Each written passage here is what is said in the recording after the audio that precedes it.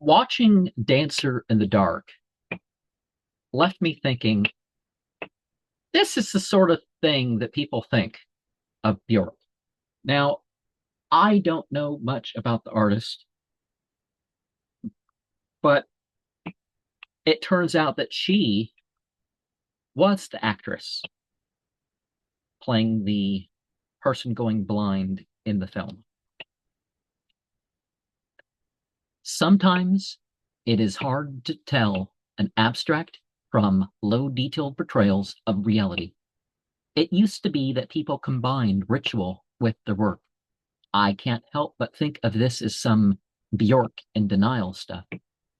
It is yet a film that causes some confusion as to what is the reality and what is fantasy.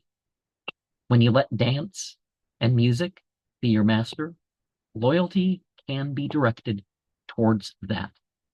Others can use that against you, but then again, they may not have to.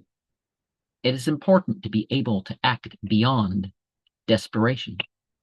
When facing criminal penalties, don't be concerned with what is specifically sentenced against you.